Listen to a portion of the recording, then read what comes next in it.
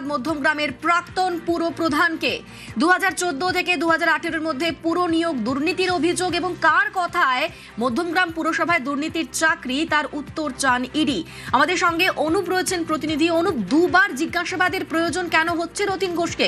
ED ঠিক কি জানতে চাইছে, এখনো পর্যন্ত কি কি আপডেট রয়েছে? দেখো, টানা পরপর দুবার জিজ্ঞাসাবাদ করা হয়, একদিন 10 ঘন্টা, একদিন 11 ঘন্টা। প্রাক্তন যিনি খাদ্যমন্ত্রী তথা মধ্যমগ্রাম পৌরসভা যিনি প্রাক্তন চেয়ারম্যান, তাকে তার কারণ আবারও তাকে তলব করে জিজ্ঞাসাবাদ করা হবে এমনটাই জানতে পারা যাচ্ছে। অনিশ্চিত সম্পর্কে একাধিক তথ্য তাকে জিজ্ঞাসাবাদে জানতে চেয়েছে। রতিন ঘোষের উত্তর জিজ্ঞাসাবাদে সন্তুষ্ট নয় এমনটা কিন্তু ইডির পক্ষ থেকে, সেই কারণে আবারও তলব করার চিন্তা ভাবনা ইডির পক্ষ থেকে নেওয়া হচ্ছে। গতকাল অ্যাকাউন্ট সম্পর্কিত এবং আইটি সম্পর্কিত যে তথ্য চাওয়া হয়েছিল, বেশ কিছু তিনি তথ্য জমা করেছিলেন, কিন্তু পরবর্তী ক্ষেত্রে দেখা যান যে একাধিক তথ্য তিনি সে সমস্ত নথি ডকুমেন্ট পরবর্তীতে আবার চেয়ে পাঠিয়েছেন। রতিন ঘোষ মধ্যমগ্রাম পৌরসভার যখন চেয়ারম্যান ছিলেন 2014 থেকে 2018 সালে মূলত এই দুর্নীতি হয়েছিল।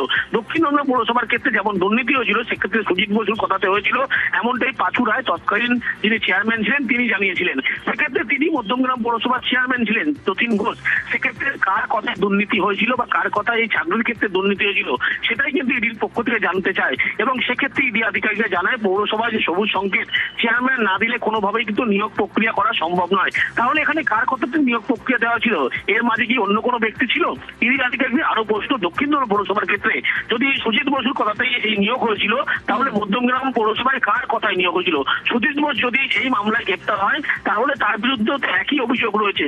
রতিন ঘোষকে এমনই বেশ কিছু প্রশ্নের উত্তর করা হয়, যদিও প্রশ্নের একাধিক উত্তর অধরা, সেই কারণে তাকে আবারও ডেকে জিজ্ঞাসাবাদের পরিকল্পনা ইডির। বেশ, ধন্যবাদ অনুপ।